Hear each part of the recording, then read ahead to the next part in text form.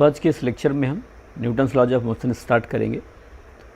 Mechanics पढ़ने के लिए या फिजिक्स को ढंग से समझने के लिए Newton's laws of motion essential है। पूरी की पूरी classical mechanics Newton's laws, Newton के 3 लॉज पर बेस्ड है, इसलिए इसकी समझ हमें अच्छे से होनी चाहिए, प्रॉपर थ्योरेटिकल अंडरस्टैंडिंग होनी चाहिए और फिजिकल एप्लीकेशंस अपने को आने चाहिए। न्यूमेरिकल एप्लीकेशंस हमारे एकदम थारो होने चाहिए, तभी हम आगे के चैप्टर्स बहुत आसानी से कर पाएंगे। एक बार हम फोर्स कॉन्सेप्ट सीख लेते हैं न्यूटन लॉज ऑफ मोशन में, तो फिर हम एनर्जी कॉन्सेप्ट में इंटर कर जाएंगे। बट अब पूरा मैकेनिक्स जहाँ पर डील कर रहे होंगे तो बिना न्यूटन्स के लॉज के नहीं हो सकता है। सो न्यूटन लॉज समझने से पहले मैं आपको कुछ बेसिक कॉन्सेप्ट्स रिव्यू करा देना चाहता हूँ, जैसे ऑब्जर्वर क्या है, स्पीड क्या है, वेलोसिटी क्या है या एक्सेलेरेशन क्या है। मान लेते हैं कि आप एक बस में बैठे हुए हैं और एक आदमी बस के बाहर है और बस चल रही है। सो बस के रिस्पेक्ट में तो आप किस में हैं, रेस्ट में हैं, लेकिन जो बाहर आदमी ग्राउंड में है उसके रिस्पेक्ट में आप किस में हैं, मोशन में हैं। सो कोई पार्टिकल या कोई बॉडी रेस्ट में है, मोशन में है, उसके लिए हम सबसे पहले कोई दूसरी बॉडी की हेल्प लेते हैं या दूसरे के रेफरेंस में बात करते हैं। तो जिसके रेफरेंस में बात करते हैं उसको हम ऑब्जर्वर मानते हैं। वो ऑब्जर्वर कहीं होगा, उसका अपना कोऑर्डिनेट सिस्टम हो। कोऑर्डिनेट सिस्टम का मतलब वो कोई एक पॉइंट फिक्स करेगा जहाँ से पोजीशन मेजर करेगा, डिस्टेंस मेजर करेगा। सो वो ऑब्जर्वर अपना जो कोऑर्डिनेट सिस्टम जिस बॉडी पर फिक्स करेगा उसको हम रेफरेंस फ्रेम बोलते हैं। सो जो भी ऑब्जर्वेशन होंगे वो हमेशा किसी न किसी रेफरेंस फ्रेम के रिस्पेक्ट में होंगे। टेक्निकल वर्ड है रेफरेंस फ्रेम। रेफरेंस फ्रेम का मतलब आप ये मान लीजिए कि आपका कोई एक रेक्टेंगुलर कोऑर्डिनेट सिस्टम है जिसमें आप XYZ एक्सिस बना लेते हैं, फिर अपना एक ओरिजिन है और आपने ऑब्जर्वर को वहाँ पर रख दिया। अब ऑब्जर्वर किसी भी पार्टिकल की पोजीशन कहाँ से मेजर करेगा, ओरिजिन से मेजर करेगा। मान लो कोई पार्टिकल x एक्सिस में 10 मीटर पर है, तो ऑब्जर्वर क्या लिखेगा कि इस पार्टिकल का जो पोजीशन है वो x = 10 है। यदि y पर है, कहीं पर मान लेते हैं कि y एक्सिस में नेगेटिव डायरेक्शन में 50 मीटर पर है, तो ऑब्जर्वर लिखेगा कि इसकी पोजीशन कितनी है, -50 है। सो हम किसी भी पार्टिकल की पोजीशन बताने के लिए या लोकेशन बताने के लिए हम अपना एक रेफरेंस फ्रेम डिसाइड करते हैं। रेफरेंस फ्रेम को हम जिस बॉडी पर अटैच करेंगे, हम ना कोऑर्डिनेट सिस्टम बनाएंगे, उसको जिस बॉडी पर अटैच करेंगे that is known as reference frame. अब रेफरेंस फ्रेम जिस बॉडी पर है, यदि आप सीधे बोल लीजिए कि रेफरेंस फ्रेम, कोई बॉडी बोलने की जरूरत नहीं है। यदि हम रेफरेंस फ्रेम लेते हैं तो या तो 2 चीज़ें होंगी, रेफरेंस फ्रेम की का एक्सेलेरेशन या तो 0 होगा या तो रेफरेंस फ्रेम का एक्सेलेरेशन 0 नहीं होगा। तो यदि रेफरेंस फ्रेम का एक्सेलेरेशन 0 है तो हम ऐसे रेफरेंस फ्रेम को इनर्शियल रेफरेंस फ्रेम बोलते हैं, और यदि उसका एक्सेलेरेशन 0 नहीं है तो उसको हम नॉन इनर्शियल रेफरेंस फ्रेम बोलते हैं। ये न्यूटन्स लॉज पढ़ाते समय मैं जब आपको स्यूडो फोर्स पढ़ाऊँगा तो वहाँ पर मैं डिटेल में आपको रेफरेंस फ्रेम सिखाऊंगा, उनकी प्रॉपर्टीज लिस्ट करेंगे, नोट्स बनाएंगे। बट अभी हम एक आइडिया ले रहे हैं कि किसी बॉडी के यदि मोशन को एनालाइज करना है तो हम एक रेफरेंस फ्रेम बनाएंगे। रेफरेंस फ्रेम का मतलब कोऑर्डिनेट एक्सिस बनाएंगे, उसको आप रेफरेंस फ्रेम बोलिए। अब यदि पार्टिकल की पोजीशन बदल रही है तो हम बोलेंगे कि पार्टिकल के पास वेलोसिटी है, और यदि पार्टिकल की पोजीशन किसी ऑब्जर्वर के लिए नहीं बदल रही है तो हम बोलेंगे उस पार्टिकल की वेलोसिटी नहीं है। जैसे आप बस में बैठे हैं, आपका दोस्त भी बस से बैठा है और बस चल रही है, तो आपके रिस्पेक्ट में आपके फ्रेंड की पोजीशन नहीं बदल रही, तो आप ये बोलेंगे कि मेरा फ्रेंड जो है वो रेस्ट में है।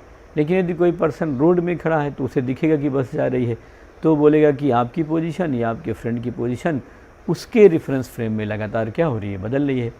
यदि हमें मोशन को एनालाइज करना है तो हम सबसे पहले रेफरेंस फ्रेम देखेंगे कि हम किस फ्रेम से मोशन को ऑब्जर्व कर रहे हैं। इसके बाद ही हम चीज़ों को क्या कर सकते हैं, डिफ़ाइन कर सकते हैं। तो मैं इसमें अभी आपको कुछ बेसिक बातें सिखाता हूँ, इसके बाद हम न्यूटन्स लॉज में आएंगे। सो मैं आपको इसमें कुछ एलिमेंट्री बातें सिखाता हूँ कैसे कर सकते हैं। सो जैसे मान लेता हूँ मैं, छोटे छोटे कॉन्सेप्ट अभी सीखेंगे कि यहाँ पर एक ये पार्टिकल है और ये पार्टिकल इधर की तरफ जा रहा है। अब आपके इसके मोशन को एनालाइज करना है तो आपने सबसे पहले एक ऑब्जर्वर लिया, एक कोऑर्डिनेट फ्रेम बना लिया, ये XY हो गया, ये इसका ओरिजिन हो गया। अब आप ऑब्जर्वर यही है, सब ऑब्जर्वर इसको देख रहा है, तो पहले पार्टिकल यहाँ है, कुछ देर बाद पार्टिकल यहाँ आ गया, फिर पार्टिकल यहाँ आ गया, इस तरीके से पार्टिकल चल रहा है। सो पार्टिकल की पोजीशन क्या हो रही है, चेंज हो रही है। तो rate of change of position क्या कहलाएगी, वेलोसिटी कहलाएगी। So velocity is the rate of change of position vector. So यहाँ पर वेलोसिटी आ गई। सो वेलोसिटी के बाद हमेशा दो चीज़ें होंगी, आप समझिए। वेलोसिटी दो चीज़ों से मिलकर बनी हुई है, एक उसका मैग्नीट्यूड होगा और दूसरी उसकी डायरेक्शन होगी। दोनों ही आपको बताना होगा। जो वेलोसिटी का मैग्नीट्यूड होता है उस बात को हम लोग बोलते हैं स्पीड। सो वेलोसिटी क्या हो गई, वेलोसिटी होगा स्पीड प्लस मैग्नीट्यूड। सो आप वेलोसिटी को बदल सकते हैं क्या क्या चीज़ चेंज करके, स्पीड को बदल करके, डायरेक्शन को बदल करके, या दोनों को बदल करके। So velocity can be changed. So कैसे कैसे वेलोसिटी को आप चेंज कर सकते हैं, तो वेलोसिटी को चेंज करने के लिए आपको तीन चीज़ें देखनी पड़ेगी। आप केवल स्पीड बदल दें, आप केवल डायरेक्शन बदल दें, और आप यहाँ ये ले सकते हैं कि स्पीड प्लस डायरेक्शन दोनों आपने बदल दिया। तो इस तरीके से आप वेलोसिटी को बदल सकते हैं। यदि आप वेलोसिटी बदलेंगे तो एक्सेलेरेशन प्रोड्यूस हो जाएगा। सो एक्सेलेरेशन, ये काइनेमेटिक्स में आप सब पढ़ लिए हैं, मैं आपको केवल रिकैप करा दे रहा हूँ। सो एक्सेलेरेशन क्या हो गया, rate of change of velocity. यदि आप एक्सेलेरेशन प्रोड्यूस करना चाहते हैं, सो एक्सेलेरेशन प्रोड्यूस करने के लिए आपको उसकी वेलोसिटी बदलना होगा। अब वेलोसिटी आप तीन तरीके से बदल सकते हैं, केवल स्पीड बदल के, केवल डायरेक्शन बदल करके, या स्पीड प्लस डायरेक्शन दोनों बदल करके। तो इस तरीके से यदि हम केवल स्पीड बदलना चाहते हैं, डायरेक्शन नहीं बदलना चाहते, तो हम मोशन इन वन डायमेंशन लेते हैं, स्ट्रेट लाइन मोशन। ये एक स्ट्रेट लाइन ले लिया, इस स्ट्रेट लाइन में ये पार्टिकल है और ये पार्टिकल जो है v स्पीड से जा रहा है और इसकी लगातार स्पीड क्या हो रही है, बढ़ रही है, इंक्रीज़ हो रही है। तो इसका मतलब इस पार्टिकल के पास एक्सेलरेशन है। ये पार्टिकल जा रहा है, इसकी स्पीड डिक्रीज़ हो रही है, तो इसके पास क्या है, एक्सेलरेशन है। और यदि इस पार्टिकल की स्पीड कांस्टेंट है तो हम लोग बोलते हैं कि इसका एक्सेलरेशन क्या है, 0 है। सो हम पार्टिकल में एक्सेलरेशन केवल और केवल तब प्रोड्यूस कर सकते हैं जब पार्टिकल की वेलोसिटी बदल रही होगी। पार्टिकल की वेलोसिटी तीन तरीके से बदल पाएंगे हम, या तो हम पार्टिकल की केवल स्पीड बदल दें, या तो हम उसका डायरेक्शन बदल दें। डायरेक्शन बदलने का मतलब है कि जैसे अभी हम आगे यूनिफॉर्म सर्कुलर मोशन पढ़ेंगे, तो ये एक पार्टिकल है और इस सर्कल में कांस्टेंट स्पीड से चल रहा है। यहाँ पर भी इसकी स्पीड भी है, यहाँ पर भी इसकी स्पीड भी है, ये भी स्पीड भी है और यहाँ भी स्पीड भी है। तो यदि इस तरीके से हमारा पार्टिकल चल रहा है जिसकी स्पीड नहीं चेंज हो रही, मान लेता हूँ मैं स्पीड कितनी मान लेता हूँ 5 मीटर पर सेकंड, तो इस सर्कल में एक पार्टिकल 5 मीटर पर सेकंड की स्पीड से चल रहा है। जैसे मान लेते हैं कि फ़ैन चला दिए आप, अब फ़ैन कांस्टेंट स्पीड से चल रहा है। फ़ैन एक बार हम ऑन कर देते हैं तो कुछ टाइम बाद वो अपनी स्पीड को क्या कर लेता है, मेंटेन कर लेता है। अब जब तक आप रेगुलेटर से उसको चेंज नहीं करेंगे तब तक उसकी स्पीड नहीं बदलेगी। तो जब वो कांस्टेंट स्पीड से चल रहा होगा, इसका मतलब नहीं है कि उसके पास एक्सेलरेशन नहीं है। क्यों? क्योंकि यदि आप फ़ैन में कोई भी पॉइंट या पार्टिकल कंसीडर करते हैं तो उस वेलोसिटी की डायरेक्शन लगातार क्या हो रही है, बदल रही है। सो यहाँ पर डायरेक्शन बदल रही है लेकिन मैग्नीट्यूड बदल नहीं रहा। सो ये एक ऐसा एग्जांपल हुआ जहाँ पर केवल और केवल वेलोसिटी का डायरेक्शन बदल रहा है। इस स्ट्रेट लाइन मोशन में केवल और केवल आप मैग्नीट्यूड बदल रहे हैं, वेलोसिटी का स्पीड बदल रहे हैं। और आप इसी में आप स्पीड बदलने लगिए, या आप ऐसा कोई कर्व ले लीजिए, या किसी बॉडी को किसी एंगल पर आप फेंक दीजिए, तो जब बॉडी वो एयर में चल रही होगी तो उसका स्पीड और डायरेक्शन और दोनों ही चेंज हो रहा होगा। तो इस तरीके से काइनेमेटिक्स में हम इन सब रिलेशन को सीखते हैं। अब आगे हमें ये समझना है कि आखिर हम एक्सेलरेशन प्रोड्यूस कैसे कर सकते हैं। एक्सेलरेशन प्रोड्यूस कैसे कर सकते हैं का मतलब हम स्पीड कैसे बदल सकते हैं, वेलोसिटी का डायरेक्शन कैसे बदल सकते हैं। सो न्यूटन ने बताया कि एक्सेलरेशन प्रोड्यूस करने के लिए आपको क्या लगाना पड़ेगा, फोर्स लगाना पड़ेगा। जब तक आप किसी बॉडी पर फोर्स नहीं लगाएंगे तो उस बॉडी पे कभी भी एक्सेलरेशन प्रोड्यूस नहीं हो सकता है। सो न्यूटन ने क्या प्रपोज किया कि यदि आप चाहते हैं कि उस बॉडी की वेलोसिटी में कोई परिवर्तन आए, उस बॉडी की वेलोसिटी चेंज हो, तो ये इसेंशियल है कि आपको उस बॉडी में क्या करना पड़ेगा, फोर्स लगाना होगा। So force is essential to produce acceleration in the body. बाद में उन्होंने इसके 3 लॉज बताए। फोर्स क्या है ये बताने के लिए न्यूटन ने अपने 3 लॉज दिया। फर्स्ट लॉ में उन्होंने ये बताया कि यदि हम एक्सेलरेशन प्रोड्यूस करना चाहते हैं तो हमें उसमें फोर्स लगाना पड़ेगा। सेकंड लॉ में न्यूटन ने ये बताया कि हम कितना एक्सेलरेशन प्रोड्यूस करना चाहते हैं तो हमें कितना फोर्स लगाना पड़ेगा। यदि हम 1 मीटर पर सेकंड का स्क्वायर का एक्सेलरेशन प्रोड्यूस करना चाहते हैं किसी बॉडी में, तो मेरे को इतना एक्सेल फोर्स चाहिए। यदि मैं 10 मीटर पर सेकंड स्क्वायर का एक्सेलरेशन प्रोड्यूस करना चाहता हूँ तो मेरे लिए फोर्स की रिक्वायरमेंट ये होगी। तो फर्स्ट लॉ ये बताता है नो फोर्स नो एक्सेलरेशन। यदि आप फोर्स नहीं लगाएंगे तो एक्सेलरेशन प्रोड्यूस नहीं होगा। तो ये एक तरह का कॉज एंड इफेक्ट हो गया। यदि आप बॉडी की वेलोसिटी बदलना चाहते हैं, एक्सेलरेशन प्रोड्यूस करने का मतलब यदि आप बॉडी की वेलोसिटी बदलना चाहते हैं तो आपको फोर्स लगाना पड़ेगा। सेकंड लॉ ये बताता है कि कितना एक्सेलरेशन प्रोड्यूस करने के लिए आपको कितनी फोर्स की ज़रूरत होगी, तो वो जो है मैग्नीट्यूड कैलकुलेट करता है। और न्यूटन ने अपना एक लॉ दिया जिसको हम लोग थर्ड लॉ बोलते हैं। सो थर्ड लॉ में न्यूटन ने ये बताया कि फोर्स कभी भी एग्जिस्ट अकेले आइसोलेटेड एग्जिस्ट नहीं करेगा, फोर्स हमेशा पेयर में होगा। यदि हमारे पास दो बॉडीज़ हैं, बॉडी ए एंड बी, और यदि बॉडी ए बॉडी बी पर फोर्स लगाती है तो बॉडी बी भी क्या करेगी, ए बॉडी पर फोर्स लगाएगी। यदि आप ज़मीन पर खड़े होते हैं तो आप ज़मीन पर नीचे की ओर फोर्स लगाते हैं तो ज़मीन भी आप पर ऊपर की ओर फोर्स लगाती है। आप टेबल में खड़े होते हैं तो टेबल में आप नीचे की तरफ फोर्स लगाते हैं तो टेबल आपको ऊपर की तरफ फोर्स लगाता है। तो ये जो हमें पेयर मिलेगा इसको न्यूटन ने एक्शन रिएक्शन पेयर बोला। तो इस तरह की सारी बातें हम आगे पढ़ेंगे। इनकी सिस्टमेटिक स्टडी न्यूटन के पहले गैलीलियो ने किया था, और जो न्यूटन का फर्स्ट लॉ है वो गैलीलियो का ही लॉ ऑफ इनर्शिया कहलाता है। सो मैं आपको एक एक छोटी छोटी बेसिक बातें समझाता चला जा रहा हूँ। तो सबसे पहले है यहाँ पर हमारा न्यूटन्स लॉज ऑफ मोशन में इनर्शियल रेफरेंस फ्रेम। सो न्यूटन्स लॉज समझने के पहले सबसे पहले हम रेफरेंस फ्रेम पढ़ लेते हैं। ये मैंने आपको पहले समझा दिया कि रेफरेंस फ्रेम क्या होता है। सो रेफरेंस फ्रेम के लिए ये मैंने बताया कि जैसे आपको किसी भी बॉडी की स्टडी करना है तो आप अपने कोऑर्डिनेट एक्सिस बनाएंगे। तो मैं रेक्टेंगुलर कोऑर्डिनेट एक्सिस बना लेता हूँ, एक्स वाई, आप चाहें तो आप जेड भी बना सकते हैं। ये इसका ओरिजिन हो गया। अब आपका कहीं ऑब्जर्वर है, मान लेते हैं कि आपने ऑब्जर्वर को यहीं रख दिया। अब ये कोई एक पार्टिकल मान लिया, so this is your particle, जिसको हम लोग बॉडी बोलेंगे, पॉइंट बोलेंगे, so this is your particle. अब आप इस पार्टिकल की क्या करना चाहते हैं, स्टडी करना चाहते हैं। सो ये जो आपका सिस्टम है इसी को हम लोग क्या बोल रहे हैं, रेफरेंस फ्रेम बोल रहे हैं। सो किसी की भी आप कोई भी यदि स्टडी आप स्टार्ट करते हैं तो आप सबसे पहले अपना रेफरेंस फ्रेम डिसाइड करेंगे उस, और आपका एक ऑब्जर्वर होगा। सो किसी एक ऑब्जर्वर का अपना क्या हो गया, रेफरेंस फ्रेम हो गया। सो मैंने यही बताया कि इनर्शियल रेफरेंस फ्रेम क्या होता है। यदि हमारा एक रेफरेंस फ्रेम है उसका एक्सेलरेशन 0 है तब तो क्या कहलाएगा, इनर्शियल कहलाएगा। ये मैं आपको आगे डिटेल में पढ़ाऊँगा। और यदि उसका एक्सेलरेशन 0 नहीं है तो क्या कहलाएगा, नॉन इनर्शियल कहलाएगा। सो दो तरह के फ्रेम हो सकते हैं, एक इनर्शियल रेफरेंस फ्रेम और एक non inertial reference frame. Acceleration 0 कब होगा, मैंने आपको क्या बताया कि उसकी वेलोसिटी क्या हो, कांस्टेंट हो।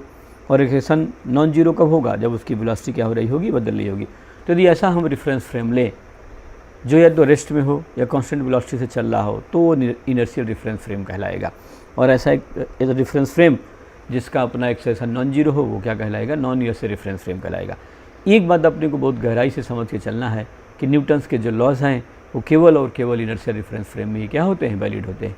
सो अब देखिए, a reference frame in which Newton's laws hold is called an inertial reference frame. All reference frame moving with constant velocity relative to an inertial frame are also called inertial reference frame. तो ये भी क्या कहलाते हैं, inertial reference frame ही कहलाते हैं। Next हमें आप इसमें अभी आगे देखना है कि हम मास किसको बोलते हैं।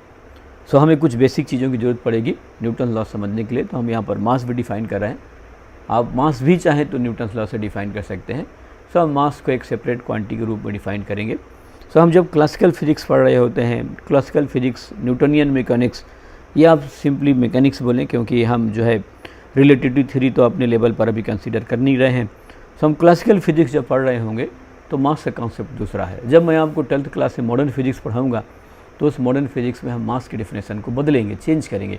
उससे पहले मॉडर्न फिजिक्स स्टार्ट करने के पहले मैं आपको रिलेटिविटी के एलिमेंट्री आइडियाज़ पढ़ाऊँगा। लेकिन उन सब बातों को आप केवल तभी समझ सकते हैं जब आप मैकेनिक्स अच्छे से जानते हो। मैकेनिक्स फिजिक्स का स्टार्टिंग पोर्शन होता है।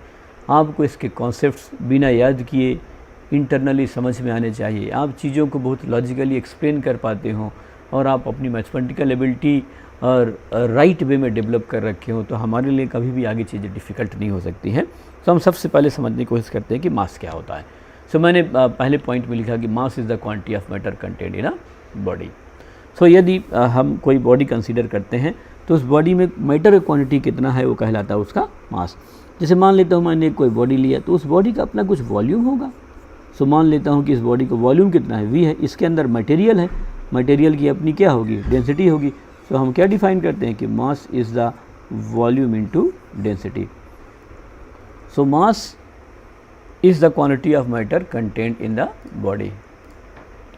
सो इस तरीके से हम कोई भी बॉडी कंसीडर करेंगे, कोई पार्टिकल कंसीडर करेंगे तो उस पार्टिकल का अपना कुछ वॉल्यूम होगा और उसके अंदर वो एटम, मॉलिक्यूल, उन क्रिस्टल किसी भी चीज़ से बना होगा तो वो कितने नज़दीक है उसके लिए हम एक प्रॉपर्टी डिफाइन करते हैं डेंसिटी, और डेंसिटी मास बाई वॉल्यूम होती है। सो मास किसके इक्वल हो गया, वॉल्यूम इनटू डेंसिटी के बराबर हो गया। इस तरीके से किसी बॉडी में मैटर की जो क्वांटिटी है वही क्या कहलाता है, उसका मास कहलाता है।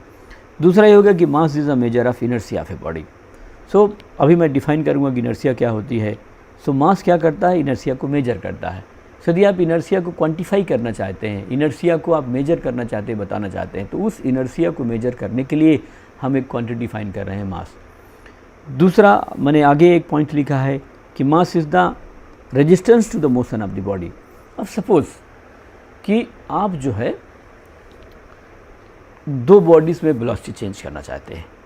एक किलोग्राम की बॉडी को आप एक रस्सी से बांध के घुमाना चाहते हैं और एक 10 किलोग्राम की बॉडी को रस्सी से बांध के घुमाना चाहते हैं। तो यदि आप 1 किलोग्राम की बॉडी को एक रस्सी से बांध करके एक सर्कल में रोटेट करते हैं और एक 10 किलोग्राम की बॉडी को एक रस्सी से बांध करके आप एक सर्कल में रोटेट करने की कोशिश करते हैं, तो क्या दोनों में आपको सेम एफर्ट लगाना पड़ेगा? ऑब्वियसली नहीं लगाना पड़ेगा। 1 मास की जो बॉडी है उसमें आपको एफर्ट कम लगाना पड़ेगा और 10 kg की जो बॉडी है उसमें एफर्ट्स आपको ज़्यादा लगाने पड़ेंगे। जैसे आप साइकिल चला रहे हैं तो आप उसके जो है मोशन को चेंज करने की कोशिश कर रहे हैं। यदि आप कोई आदमी बैठ जाता है तो आपको एफर्ट्स क्या करने पड़ते हैं, ज़्यादा लगाने पड़ते हैं। सो मास जो है रेजिस्टेंस मेजर करता है मोशन को। So mass is the resistance to the motion of the body. यदि आप बॉडी का मोशन चेंज करना चाहेंगे तो मास क्या करेगा, उस मोशन के चेंज को रेजिस्ट करेगा। इसी को हम आगे इनर्शिया बोलेंगे और इनर्शिया को हम जब मेजर करना चाहेंगे, उसको वैल्यू असाइन करना चाहेंगे, तो हम जो असाइंड वैल्यू देते हैं इनर्शिया को उसका नाम ही हम क्या रखते हैं, मास रखते हैं। सो एक बार हम इसको फिर से देख सकते हैं कि मास क्या है। So mass is the quantity of matter content in the body, mass is the measure of inertia of the body and mass is the resistance to the motion of the body. अब inertia के reference में सबसे पहले Galileo ने law of inertia दिया था, उसको हम आगे कंसीडर कर लेते हैं और गैलीलियो के पॉइंट में ही मैंने इनर्शिया की डिफिनेशन लिख लिया था। तो Galileo is the first person, आप उसे बोल सकते हैं कि मॉडर्न साइंस का फादर बोल सकते हैं गैलीलियो को। गैलीलियो के पहले 2000 साल तक अरिस्टोटल का ही व्यू पॉइंट था। गैलीलियो ने अरिस्टोटल के मेन व्यू पॉइंट में चेंज किया और ये बताया कि रेस्ट में रहना नेचुरल स्टेट नहीं है बॉडी का। बॉडी का नेचुरल स्टेट जो है वो रेस्ट भी हो सकता है और कांस्टेंट वेलोसिटी से मोशन भी हो सकता है।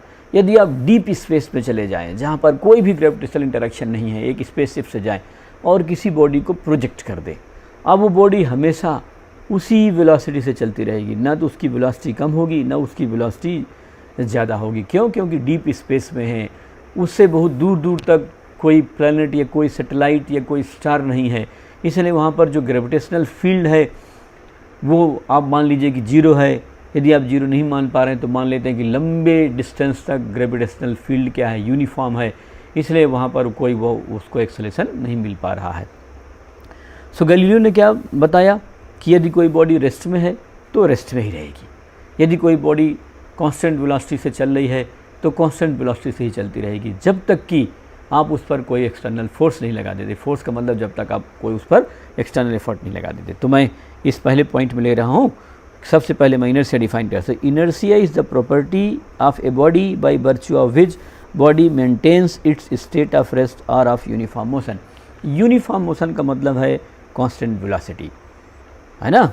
यूनिफॉर्म मोशन का मतलब हम क्या समझेंगे यहाँ पर, कांस्टेंट वेलोसिटी। तो यदि कोई बॉडी रेस्ट में है तो रेस्ट में ही रहना चाहेगी, यदि मोशन में है तो मोशन में रहना चाहिए। जैसे मान लेते हैं कि आप किसी एक कपड़े को पानी में भिगा दीजिए, इसके बाद उसको हाथ में ऊपर लटका दीजिए, तो कुछ देर तक पानी बह जाएगा। जब पानी बहना बंद हो जाए फिर आप उस कपड़े को जो है आप ज़ोर ज़ोर से जो है हिलाना चालू कर दिए, तो आपको उसके अंदर से ड्रॉप्स क्या आएंगी, बाहर आएंगी। तो पहले क्यों नहीं आ रही थी, पहले क्यों गिरना बंद हो गए थे? क्योंकि उस कपड़े में अंदर जो भी वाटर मॉलिक्यूल के बीच में कोहेसिव फोर्सेस लग रहे होंगे, एडहेसिव फोर्सेस लग रहे होंगे, उनकी वजह से वहीं पर स्टिक है। लेकिन तो अभी भी वो जो वाटर मॉलिक्यूल है उस कपड़े के अंदर, उसके पोर्स में है, वो तो वहीं रहना चाहेगा। लेकिन आपने उस कपड़े को तो हिला दिया, वाटर के मॉलिक्यूल को हिलाया नहीं, तो कपड़ा तो वहाँ से क्या हो गया, मूव हो गया, वाटर मॉलिक्यूल वहीं रह गया, या वाटर के जो पार्टिकल है वहीं रह गए और फिर ग्रेविटी की वजह से नीचे चले आए। तो यदि आप जो है किसी बॉडी का रेस्ट में है और आप उसको रेस्ट में ही मेंटेन करना चाहते हैं, यदि कोई बॉडी कांस्टेंट वेलोसिटी मोशन में है तो बॉडी कांस्टेंट वेलोसिटी से ही मोशन में रहेगी। तो जिस प्रॉपर्टी की वजह से बॉडी इस तरह के अपने मोशन की स्टेटस को मेंटेन करेगी, वो प्रॉपर्टी क्या कहलाती है, इनर्शिया कहलाती है। सो मैंने फर्स्ट पॉइंट में यही लिख रखा है कि inertia is the property of a body by virtue of which body maintains its state of rest और ऑफ यूनिफॉर्म मोशन। नेक्स्ट मैंने लिखा कि a body at rest remains at rest, or a body in motion with constant velocity will remain in motion with constant velocity unless an external force is applied to it। तो ये जो Galileo का law है यही कहलाता है law of inertia. सो ये जो मैंने पॉइंट लिखा है this is known as law of inertia. बाद में न्यूटन ने जब बहुत सिस्टमेटिक मैथमेटिकल फार्मूलेशन किया मैकेनिक्स के रूल को, तो न्यूटन ने इस लॉ ऑफ इनर्शिया को जो गैलीलियो ने दिया था उसको उन्होंने क्या बनाया, अपना फर्स्ट लॉ ऑफ मोशन बनाया। न्यूटन के पहले गैलीलियो, केपलर, टाइको ब्राहे, इन सब की काफ़ी डिटेल स्टडी थी। न्यूटन ने इनके एक्सपेरिमेंटल स्टडी को बेसिस बनाते हुए एक सिस्टमेटिक मैथमेटिकल थ्योरी दिया जिसको हम लोग न्यूटन्स लॉ ऑफ मोशन के नाम से जानते हैं। आगे पढ़ कर के हम Newton's law of universal gravitation पढ़ेंगे। सो हमारी जो थ्योरेटिकल अंडरस्टैंडिंग है, ये जो मैथमेटिकल इंटरप्रिटेशन है हमारे फिजिक्स का, उसमें न्यूटन का अपना डायरेक्ट रोल है। तो मैंने इस बेसिक पार्ट में अपने को 3 चीज़ें बताई कि रेफरेंस फ्रेम क्या होता है, किसी बॉडी के मोशन को एनालाइज करने के लिए आप अपना कोऑर्डिनेट एक्सिस बनाते हैं, वो कोऑर्डिनेट एक्सिस किसी बॉडी पर फिक्स करते हैं, तो बॉडी विद कोऑर्डिनेट एक्सिस वह अपना रेफरेंस फ्रेम कहलाएगी। जिस बॉडी में कोऑर्डिनेट एक्सिस है, यदि उस बॉडी का एक्सेशन 0 है तो हम ऐसे रेफरेंस फ्रेम को इनर्शिया रेफरेंस फ्रेम बोलेंगे। और जिस बॉडी में हमने अपने कोऑर्डिनेट एक्सिस को फिट कर रखा है, जिसका नाम हमने टेक्निकल नाम जिसका हमने रेफरेंस फ्रेम रखा है, और यदि उस बॉडी का एक्सेशन 0 नहीं है तो वो नॉन इनर्शिया रेफरेंस फ्रेम कहलाएगा। ये मैं बड़ी डिटेल में आपको आगे पढ़ाऊँगा, इस पर क्वेश्चन लगाना सिखाऊँगा। हम लोग 2 तरह के क्वेश्चन करेंगे, इनर्शिया रेफरेंस फ्रेम से भी और नॉन इनर्शिया रेफरेंस फ्रेम से। सो आगे चल करके आपको बहुत सारी बेसिक बातें मैं डिस्कस करूँगा और हम बिना याद किए चीज़ों को सीख जाएंगे। मैकेनिक्स बहुत ही सिस्टमेटिक सब्जेक्ट होता है। नेक्स्ट इसमें मैंने आपको मास बता दिया कि मास क्या होता है। सो मास बताने के लिए मैंने 3 बहुत इंपॉर्टेंट पॉइंट कंसीडर किया कि mass is the quantity of matter content in the body, mass is the measure of inertia of the body and mass is the resistance to the motion of the body. इसके बाद मैंने अपने Galileo के बारे में बताया कि Galileo सबसे पहला व्यक्ति था जिसने बताया कि यदि कोई बॉडी रेस्ट में है तो रेस्ट में ही रहेगी, यदि कोई बॉडी मोशन में है तो मोशन में ही रहेगी, जब तक कि आप उसको एक्सटर्नल फोर्स नहीं लगा देते हैं। गैलीलियो का जो लॉ है लॉ ऑफ इनर्शिया कहलाता है। और इनर्शिया क्या होती है मैंने आपको बता दिया कि किसी बॉडी की ये इनहेरेंट प्रॉपर्टी है जिसके कारण बॉडी अपने स्टेट ऑफ रेस्ट या स्टेट ऑफ मोशन को क्या करती है, मेंटेन करती है। अब मैं आपको न्यूटन्स के लॉज पढ़ाना चाहता हूँ। सो न्यूटन्स ने अपने जो लॉ दिया था, वो जो मॉडर्न इंग्लिश ट्रांसलेशन है वो मैंने यहाँ पर लिख रखा है। अलग अलग राइटर्स ने अलग अलग टाइम पर अपने तरीके से न्यूटन्स के लॉस को जो है रिप्रेजेंट कर रखा है। सो मैं न्यूटन्स वर्जन बता रहा हूँ आपको। न्यूटन ने जो लिखा था ये उसका ट्रांसलेशन है। सो लॉ 1 क्या कहलाता है, फर्स्ट लॉ क्या कहलाता है कि every body continues in its state of rest or in uniform motion in a right line. Right line का मतलब, न्यूटन का मतलब स्ट्रेट लाइन है, in a right line unless it is compelled to change that state by forces impressed upon it. So Newton का first law हो गया, ये अभी हम सब डिटेल में बात करेंगे। यही लॉ ऑफ इनर्शिया कहलाता है। ये अभी हम न्यूटन्स वर्जन देख रहे हैं। सेकंड, न्यूटन ने अपनी जो प्रिंसिपिया में लिखा, न्यूटन ने जो बुक लिखा था Principia, mathematical principle of physics या फिलॉसफी उन्होंने लिखा था।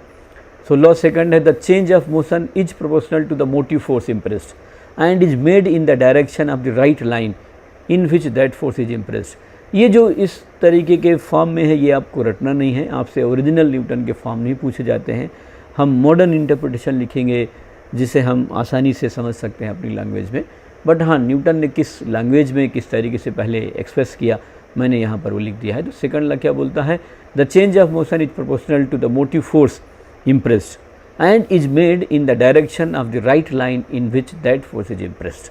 लॉ थर्ड क्या कहता है, न्यूटन ने लॉ थर्ड के बारे में क्या लिखा, न्यूटन तीन लॉ तीसरे लॉ के बारे में न्यूटन ने क्या बोला कि to every action there is always opposed and equal reaction और the mutual actions of two bodies upon each other are always directed to contrary parts. So ये न्यूटन का वर्जन था। सो कहने का मतलब ये है कि किसी भी बॉडी के किसी भी पार्टिकल के मोशन को एनालाइज करने के लिए बताने के लिए न्यूटन ने तीन लॉज दिए जिन्हें हम first law, second law, third law के नाम से जानते हैं। सो ये मॉडर्न वर्जन है न्यूटन्स लॉज का। तो 1 2 3 जो मैंने लिख रखा है, तो फर्स्ट जो वर्जन है वो फर्स्ट लॉ हो गया, जो सेकंड पॉइंट मैंने लिख रखा है वो सेकंड वर्जन सेकंड लॉ हो गया, और जो मैंने थर्ड पॉइंट लिख रखा है वो थर्ड है। सो मॉडर्न वर्जन है जो बड़े बड़े साइंटिस्ट या राइटर्स ने लिखा, ये मैंने उनका इसेंस लिखा हुआ है।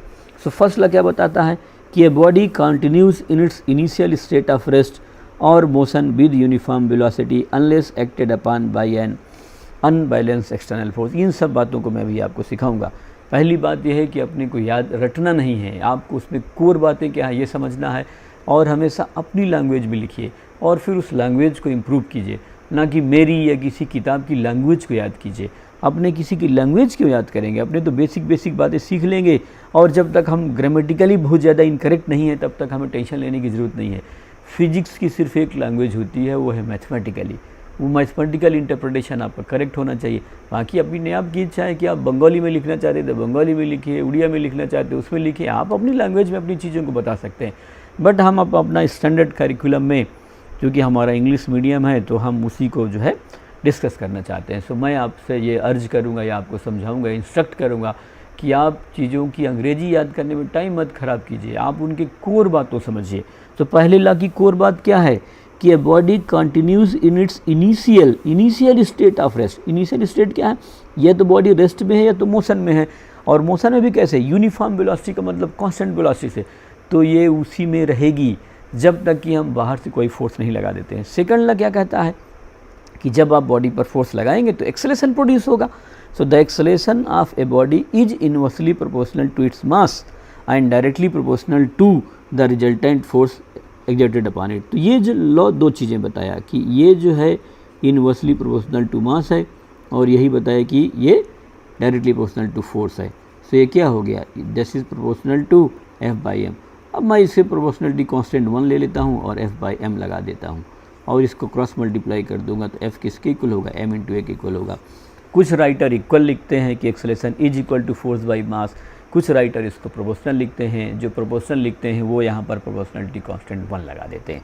सो दोनों तरह की चीज़ें एक्सेप्टेबल है।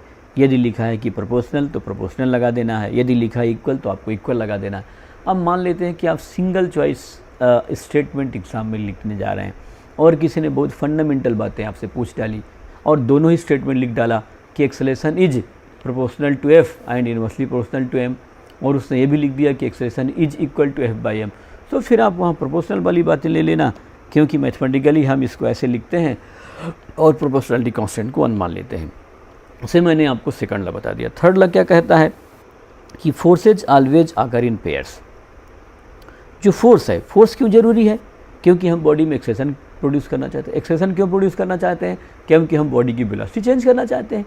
यदि हम बॉडी की वेलोसिटी चेंज नहीं करना चाहते हैं तो फर्स्ट लॉ हो गया कि बॉडी रेस्ट में तो रेस्ट में रहेगी, कांस्टेंट वेलोसिटी से मोशन में है तो कांस्टेंट वेलोसिटी से मोशन में रहेगी। लेकिन यदि आप उस रेस्ट को या कांस्टेंट वेलोसिटी की स्टेटस को चेंज करना चाहते हैं तो आपको फोर्स लगाना पड़ेगा। अब वो फोर्स किस पर डिपेंड करेगा, ये सेकंड लॉ हो गया, कितना फोर्स लगाना होगा। तो ये उसका क्वांटिफिकेशन हो गया कि F = m × a। आपको ज़्यादा एक्सेलेरेशन प्रोड्यूस करना है तो आपको ज़्यादा फोर्स लगाना होगा, आपकी हैवियर बॉडी है तो आपको ज़्यादा फोर्स लगाना होगा, ये बता दिया। दूसरा, अब हम थर्ड लॉ क्या बताता है, उस फोर्स के नेचर को बताता है कि फोर्सेज ऑलवेज आकर इन पेयर्स। आप जो है कभी भी सिंगल फोर्स प्रोड्यूस नहीं कर पाएंगे। यदि आपके पास ये पार्टिकल A है और ये पार्टिकल B है, यदि इस पार्टिकल ए में इस पार्टिकल बी पर एक फोर्स लगाया एफ बी ए, एफ बी का मतलब क्या हो गया, force on B by A, तो ये पार्टिकल भी इस पर अपोजिट डायरेक्शन में फोर्स लगाएगा, तो F on A by B. तो यदि हम इस फोर्स को बोल दें कि एक्शन है, तो मैं इस फोर्स को बोल लूँगा ये रिएक्शन है। तो ये फोर्स हमेशा जो है पेयर में ही एग्जिस्ट होगा। ऐसा नहीं हो सकता है कभी भी कि ए ने बी पर फोर्स लगाया हो लेकिन बी ए पर फोर्स नहीं लगाया हो। ये न्यूटन्स का थर्ड लॉ है, बड़ा ही इंपॉर्टेंट लॉ है।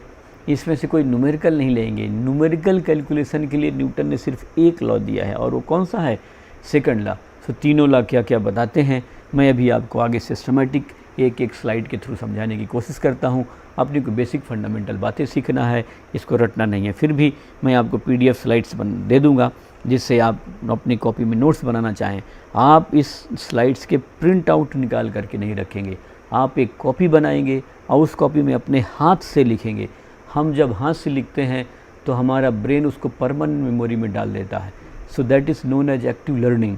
और फिजिक्स, मैथमेटिक्स या कंप्यूटर साइंस पढ़ने के लिए आपको एक एक्टिव लर्नर होना होगा। आप पैसिव लर्नर हो करके उनको नहीं सीख सकते हैं। तो ठीक है, मैं आपको ये सब बातें प्रोवाइड कर सकता हूँ, आप वीडियो को पॉज करके उसके नोट्स बना सकते हैं, लेकिन आप इन बातों को समझिए कि एक तो हमें अननेसेसरी चीज़ों को रटना नहीं। हाँ, इनिशियल स्टेट में यदि हमारी लैंग्वेज इसके लिए उतनी बढ़िया नहीं है तो आप जैसा लिख पाते हैं वैसा लिखिए, बाद में अपनी लैंग्वेज को इम्प्रूव कर लीजिए, लेकिन अपने कोर कॉन्सेप्ट को लिखना सीखिए।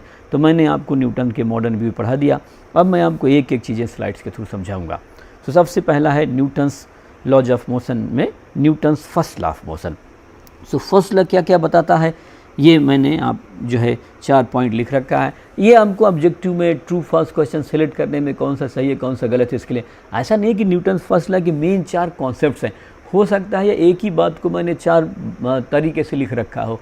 ये इसलिए कि आप जब कोई ऑब्जेक्टिव अटेम्प्ट कर रहे हो तो उसके ऑप्शंस पढ़ते समय आपको डाउट नहीं होना चाहिए। तो फर्स्ट लॉ क्या बताता है कि फर्स्ट लाइन ने ये बताया, लॉ ऑफ इनर्शिया, कि यदि बॉडी रेस्ट में है तो रेस्ट में ही रहेगी, और यदि बॉडी की वेलोसिटी क्या है, कांस्टेंट है, तो उस बॉडी की वेलोसिटी क्या रहेगी, कांस्टेंट रहेगी। कब तक रहेगी, जब तक बॉडी में फोर्स क्या है, 0 है। सो फर्स्ट लॉ ये बताता है कि to produce acceleration you need to exert force. So मैं एक एक पॉइंट समझाता हूँ, क्या लिखा हूँ मैंने, it defines inertial reference frame. Newton's first law inertial reference frame की रिक्वायरमेंट बताता है कि आपको सबसे पहले रेफरेंस फ्रेम खोजना होगा।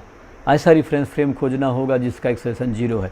यदि आपको रेफरेंस फ्रेम मिल जाता है जिसका एक्सेलरेशन 0 है, तो केवल और केवल उस रेफरेंस फ्रेम में ही आप क्या कर सकते हैं, सेकंड लॉ और थर्ड लॉ अप्लाई कर सकते हैं। यदि आपके पास इनर्शियल रेफरेंस फ्रेम नहीं है तो उसमें न्यूटन्स लॉज एप्लीकेबल नहीं होंगे। सेम मैंने पहला पॉइंट लिख दिया कि it defines inertial reference frame.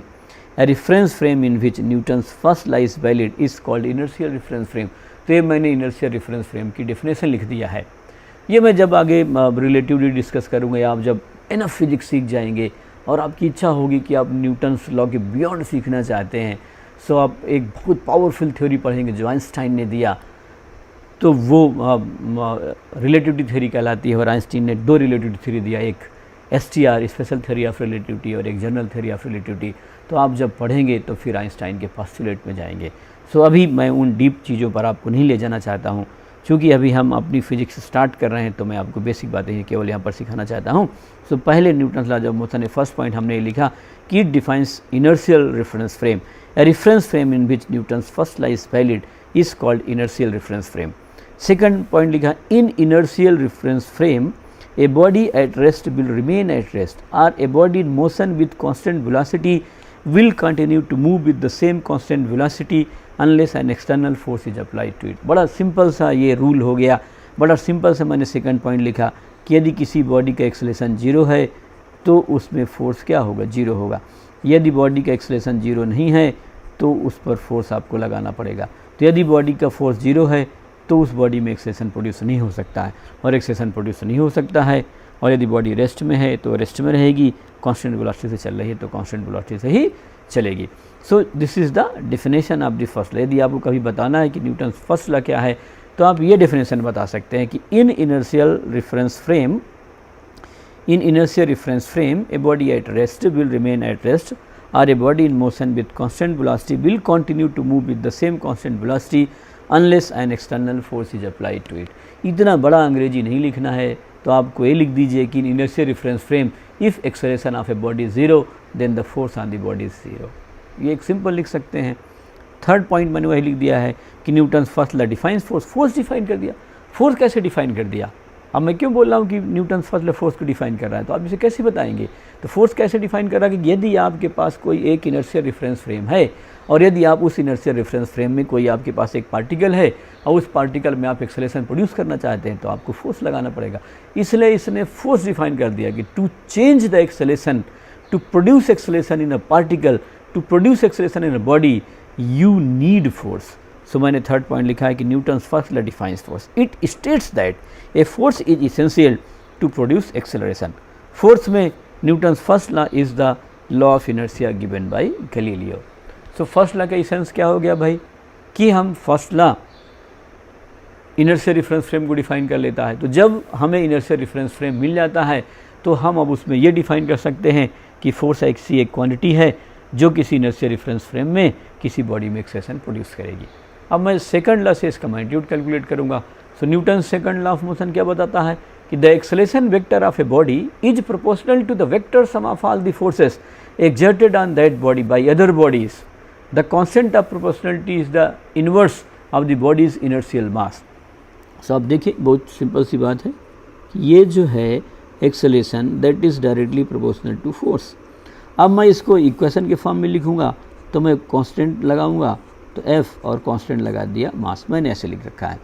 या आप यहाँ पर फोर्स की वैल्यू लिख सकते हैं, तो फोर्स किसके इक्वल हो गया, मास टाइम्स एक्सेलरेशन। ये वेक्टर समझ दिया। अलग अलग राइटर अलग तरीके से लिखे हैं, तो मैंने ऐसे लिख दिया। सो आपको डिफरेंट तरह की डिफिनेशन मिल सकती हैं। जो वेरिएशंस है मैं सब जो है पॉइंट्स में लिख दिया हूँ। सो मैंने पहला क्या लिखा, the acceleration vector of a body is proportional to the vector sum of all the force exerted on that body by other bodies. कोई दूसरी बॉडी ही लगाएगी फोर्स। एक बॉडी अपने पर फोर्स लगा के अपने को एक्सेलरेट नहीं कर सकती है। आप अपना बेल्ट पकड़ करके ऊपर उठाएंगे तो आप अपना बेल्ट पकड़ के अपने आप को ऊपर नहीं उठा सकते हैं, वो आपकी पोजीशन में चेंज नहीं कर पाएगा क्योंकि वो फोर्स इंटरनल है। सेकंड मैंने क्या लिखा, the rate of change of momentum of a body is equal to the force acting on the body.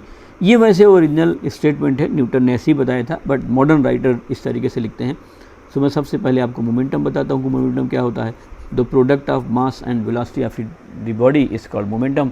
ये भी हम आगे पढ़ेंगे, कंजर्वेशन लॉज पढ़ेंगे, अपने आप में बड़ा इंपॉर्टेंट क्वांटिटी होती है।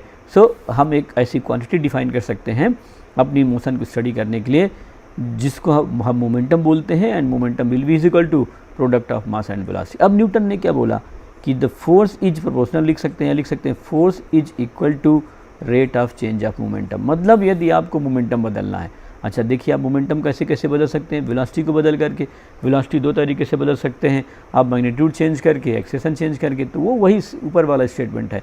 So force is equal to rate of change of momentum, तो यही मैंने लिखा the rate of change of momentum of body is equal to force acting on the body. तो F is equal to D P by D T where P is equal to M into B. Third मैंने लिख रखा है point, net external force on a body is equal to product of mass and acceleration, यही लिख दिया। सो आप पहले तरीके से डिफाइन कर सकते हैं, दूसरे तरीके से सेकंड लॉ को लिख सकते हैं, तीसरे तरीके से लिख सकते हैं। ये सभी इक्विवेलेंट स्टेटमेंट हैं। ऐसा नहीं कि न्यूटन सेकंड लॉ के 5 पॉइंट है। हम एक ही चीज़ को अलग अलग तरीके से लिख रहे हैं क्योंकि राइटर्स अलग तरीके से लिखते हैं। सो ये आपके पास चॉइस है कि आप इसको कैसे लिखेंगे। सो क्वेश्चन लगाते समय, न्यूमेरिकल लगाते समय हम F is equal to M A लिखेंगे या हम F is equal to D P by D T लिखेंगे। फोर्थ पॉइंट में लिख रखा कि Newton second law is applicable only on inertial reference frame. ये बड़ा इंपॉर्टेंट पॉइंट हो गया कि यदि आपके का reference frame inertial reference frame नहीं है तो उसमें आप न्यूटन सेकंड लॉ अप्लाई नहीं कर सकते हैं। यदि आपको न्यूटन सेकंड लॉ अप्लाई करना है तो आपको उसमें कुछ मॉडिफिकेशन करना होगा। तो उसमें क्या मॉडिफिकेशन करना होता है ये मैं भी आपको आगे लिखाऊंगा। तो उसका फॉर्म बदल जाता है। ये जनरल थ्योरी ऑफ, ये स्पेशल थ्योरी ऑफ रिलेटिविटी का एक जनरल स्टेटमेंट है कि हर इनर्शियल रेफरेंस फ्रेम में जो हम मैथमेटिकल इक्वेशन लिखते हैं उनका सेम फॉर्म होगा। लेकिन यदि हम जब इसको नॉन इनर्शियल रेफरेंस फ्रेम में लगाएंगे तो उसका फॉर्म बदल जाएगा।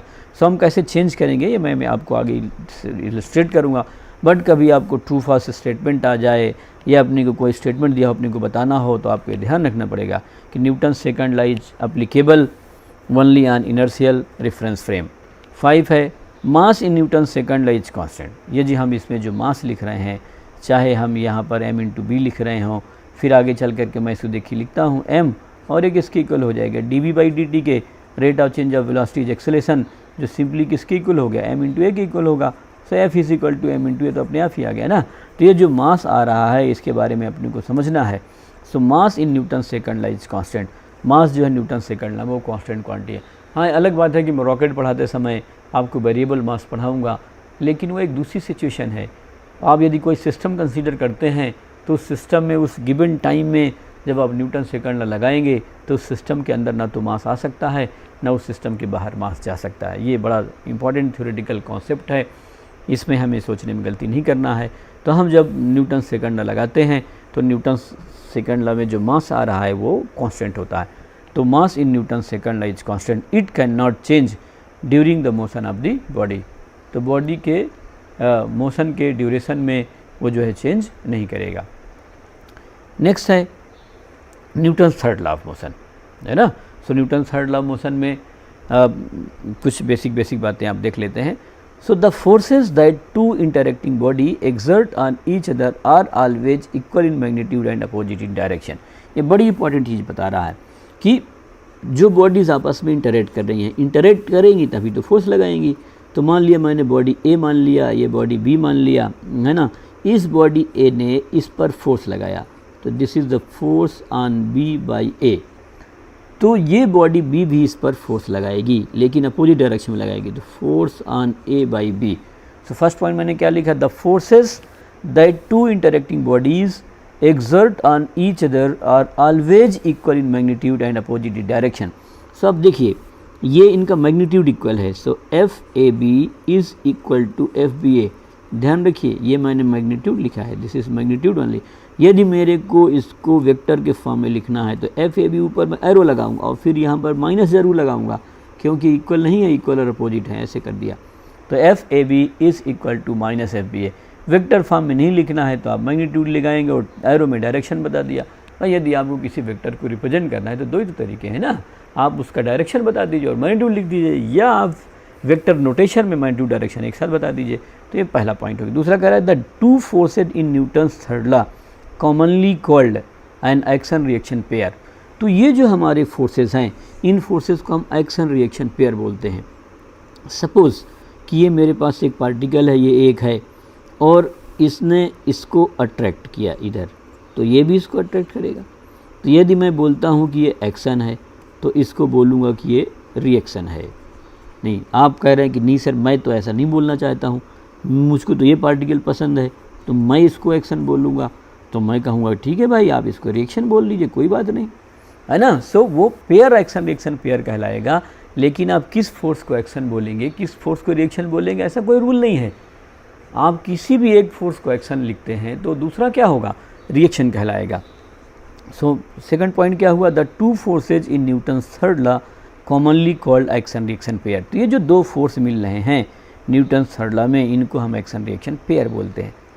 थर्ड पॉइंट मैंने लिखा है कि दे can never be on the same body. बड़ी इंपॉर्टेंट बात है कि एक्शन एक बॉडी पर होगा और रिएक्शन दूसरी बॉडी पर होगा। यदि एक्शन बॉडी नंबर 1 पर है तो रिएक्शन बॉडी नंबर 2 पर होगा। सो एक्शन एंड रिएक्शन कभी भी सेम बॉडी पर नहीं लगेंगे। They can never be on the same body but are always exerted by two bodies on each other. तो वो दो बॉडीज़ एक दूसरे पर ही लगाएंगी, लेकिन कभी भी दोनों एक्शन रिएक्शन पर एक बॉडी पर नहीं लगेंगे। फोर्थ है they must both be the same kind of force because they are two aspects of a single interaction. ये भी थोड़ा समझते हैं। अभी हो सकता है कि हम बहुत तरह के अलग अलग फोर्स नहीं पहचानते हों, जैसे ग्रेविटेशनल फोर्स हो गया, इलेक्ट्रोस्टैटिक फोर्स हो गया, मैग्नेटिक फोर्स हो गया, स्ट्रॉन्ग न्यूक्लियर फोर्स हो गया, वीक न्यूक्लियर फोर्स हो गया। ये मैं बात बताने की कोशिश कर रहा हूँ। तो ऐसा नहीं हो सकता है कि एक्शन तो ग्रेविटेशनल फोर्स है और रिएक्शन इलेक्ट्रोस्टैटिक फोर्स है। वो जो फोर्स होगा वो सेम नेचर का ही होगा। यदि एक ग्रेविटेशनल है तो दूसरा ग्रेविटेशनल होगा, एक इलेक्ट्रोस्टैटिक है तो दूसरा इलेक्ट्रोस्टैटिक होगा, एक मैग्नेटिक लिखते हैं तो दूसरा मैग्नेटिक होगा। बाकी आगे मैं देखूंगा कि हम न्यूटन्स जो न्यूक्लियर फोर्सेस में ये सब बातें लिख पाते हैं कि नहीं लिख पाते हैं। ये हम जैसे जैसे फिजिक्स पढ़ते रहेंगे वैसे वैसे बातें हमारी क्लियर होती रहेंगी। तो मैंने फोर्थ पॉइंट में लिखा कि they must both be the same kind of force because they are two aspects of a single interaction. Fifth में मैं लिखा है they are instantaneously equal and opposite. अच्छा, जैसे मान लेता हूँ कि मैं इस बॉडी को उठाया और इसको खिसका दिया, दूर लगा दिया, तो उनके बीच की पोजीशन चेंज हो गई। सो ऐसा तो हो सकता है ना कि इस फोर्स को यहाँ तक पहुँचने में कुछ टाइम लगे, तो हम न्यूटन्स लॉ पढ़ते समय एक कंडीशन लगा दिए कि वो इंस्टेंटेनियस है। जैसे मान लेते हैं कि अर्थ जो है सन के चारों ओर रिवॉल्व हो रही है, अर्थ और सन के बीच में फोर्स लग रहा है, सन अर्थ पर लगा रहा है और अर्थ सन पर लगा रही है। अब अर्थ की वेलोसिटी की वजह से उसकी पोजीशन तो बदल गई, तो फोर्स जो है वो अभी आगे ग्रेविटेशन पढ़ते समय पढ़ेंगे कि वो उस लाइन पर ही लग रहा है, तो उसकी लाइन बदल गई। जैसे मान लेता हूँ मैं कि मैं थोड़ा सा इसको इलस्ट्रेट करने की कोशिश कर रहा हूँ, ये हमारा सन हो गया और ये अर्थ है। अब आप देखो भाई कि ये अर्थ पहले यहाँ पर है E1 पोजीशन पर, तो ये फोर्स ऐसे लग रहा है, ये इधर की तरफ है, अर्थ यहाँ आ गई तो इधर आ गया, तो आप देखिए फोर्स तो बदल गया ना, फोर्स की डायरेक्शन तो बदल ही गई। सो ये इंस्टेंटेनियस है, ये ऐसा नहीं है जब यहाँ पर गए तो यदि कोई चीज़ बदली है, मान लेते हैं डिस्टेंस ही बदल गई, पहले यहाँ डिस्टेंस R1 था और यहाँ डिस्टेंस R2 हो गई, तो इनके बीच का फोर्स बदल जाएगा, तो एक्शन रिएक्शन पेयर इंस्टेंटेनियस है। ऐसा नहीं होगा कि पहले एक फोर्स बदलेगा उसके कुछ टाइम बाद दूसरा बदलेगा। एक्चुअल में यही बात हो सकती है। एक्चुअल बात क्या है ये हम यहाँ कंसीडर नहीं कर रहे हैं, क्यों? क्योंकि न्यूटन्स के फोर्स की अपनी जो लिमिटेशन है वो ये है कि they are instantaneously equal and opposite, हर इंस्टेंट पर वो हमेशा इक्वल एंड अपोजिट होंगे, उनके बीच में कोई प्रोग्रेशन गैप नहीं होगा। बट हाँ, हम जब रिलेटिविटी थ्योरी पढ़ेंगे तो मैं इन सब बातों को आपको समझाने की कोशिश करूँगा। अभी हम साइंस एज पर न्यूटन पढ़ रहे हैं और हम इसलिए न्यूटन्स के लॉस सीख रहे हैं। साइंस पढ़ते समय कोई भी लॉ यूनिवर्सल नहीं होता है, उसका अपना एक रेंज ऑफ वैलिडिटी होती है, वो एक बड़े रेंज में या एक छोटे रेंज में वैलिड हो सकता है, लेकिन ऐसा एक सिंगल लॉ नहीं होता है जो सब कुछ बता डालेगा। So they are instantaneously equal and opposite, never one after other, एक के बाद दूसरा लगेगा, ऐसा नहीं है। ऐसा नहीं है कि एक्शन पहले लगेगा तो रिएक्शन बाद में। A pair of equal and opposite forces that does not meet all these criteria can not be an action reaction. ये जो मैंने ऊपर क्राइटेरिया इनलिस्ट किया है, यदि हमें इनमें से कोई भी एक क्राइटेरिया फेल हो जाती है तो हम उस पेयर को कभी भी एक्शन रिएक्शन पेयर नहीं बोलेंगे। अब एक 6 पॉइंट में लिख रहा हूँ कि Newton's third law is the consequence of conservation of linear momentum. अब इस पॉइंट पर भी बड़ा विवाद रहता है। कुछ राइटर लिख देते हैं कि conservation of linear momentum Newton third law की वजह से है, कुछ ये लिख देते हैं कि न्यूटन थर्ड लॉ जो है कंजर्वेशन ऑफ लीनियर मोमेंटम की वजह से है। हम वॉइस वर्सा लिखना चाहते हैं कि ठीक है, यदि आपको लगता है कि Newton third law conservation of linear momentum का कॉन्सिक्वेंस है तो आप इससे सही मानिए। यदि आपको ये लगता है कि न्यूटन थर्ड लॉ से हम conservation of linear momentum prove कर सकते हैं तो ये उसका कॉन्सिक्वेंस हो गया, तो आप लिख सकते हैं। इन रियलिटी जो मैं समझता हूँ तो मैं तो यही मानता हूँ कि Newton third law is the consequence of conservation of momentum. Conservation of momentum हम वहाँ पर भी लगा सकते हैं जहाँ पर हमारा थर्ड लॉ फेल हो जाता है। तो ये अभी हम डिटेल में अभी हम डिस्कस नहीं करेंगे। न्यूटन थर्ड लॉ पढ़ते समय, न्यूटन लॉ पढ़ते समय हमारी यहाँ पर कोई ज़रूरत नहीं है, तो मैं आपको इसका एक प्रूफ बताने की कोशिश करता हूँ, है ना। तो आप ये समझिए, जैसे मैं एक ये सिस्टम मान लिया, ये मेरा एक सिस्टम है और ये आइसोलेटेड सिस्टम है। आइसोलेटेड सिस्टम का मतलब है कि ये जो है किसी भी आउटर वर्ल्ड से इंटरेक्ट नहीं कर रहा। आउटर वर्ल्ड से इंटरेक्ट नहीं कर रहा तो इस फोर्स में बाहर से फोर्स की वैल्यू क्या है? 0 है। अब इस सिस्टम के अंदर दो हमने पार्टिकल कंसीडर कर लिया, एक पार्टिकल 1 ले लिया, एक पार्टिकल 2 ले लिया। पार्टिकल 2 ने इसको अट्रैक्ट किया तो दिस इज़ फोर्स ऑन 1/2। तो ये भी क्या करेगा? पार्टिकल 2 भी इसको ऐसे अट्रैक्ट करेगा। सो इट इज़ F21 आ गया। अब न्यूटन थर्ड लॉ क्या बोलता है कि जो F12 है, F12 का मतलब force on 1/2 that will be is equal to minus of F21। ये मैंने बताया, ये न्यूटन थर्ड लॉ है कि फोर्स इक्वल एंड अपोजिट होंगे। अब आप ज़रा समझिए, मैंने आपको एक चीज़ बताई थी कि जो F है वो dp/dt के बराबर है। सो F12 जो होगा वो किसके इक्वल होगा? dp1/dt के इक्वल होगा, rate of change of momentum of the first particle.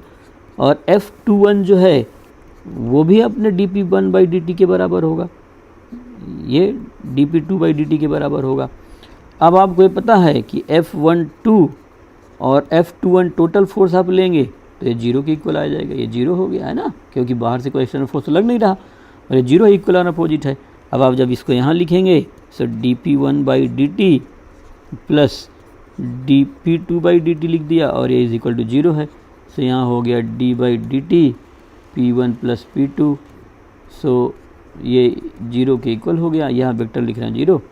अब ये 0 तभी हो सकता है, मैंने आपको डिफरेंशिएशन बताया था कि जीरो आना है डेरिवेटिव तभी हो सकता है जब कांस्टेंट हो। सो P1 प्लस P2 ये क्या हो गया, कांस्टेंट हो गया। कांस्टेंट हो गया कि मतलब वो चेंज नहीं हो रहा, तो कांस्टेंट होने का मतलब मोमेंटम क्या हो गया, कंजर्व हो गया। सो मोमेंटम इज कंजर्व। तो आपने थर्ड लॉ से जो है ये प्रूव कर लिया कि मोमेंटम क्या होता है, कंजर्व होता है। इसलिए कुछ राइटर से लिख देते हैं कि momentum conservation is the consequence of the Newton third law. But ये बड़ी इंपॉर्टेंट चीज़ आपको बता रहा है कि जो है मोमेंटम उसका कंजर्व रहेगा। यदि आप बाहर से कोई फोर्स नहीं लगाते हैं तो उस सिस्टम का, उस पार्टिकल का मोमेंटम क्या रहता है, कंजर्व रहता है। सो मैंने आपको एलिमेंट्री बातें बता दिया Newton's first law, second law और थर्ड लॉ की।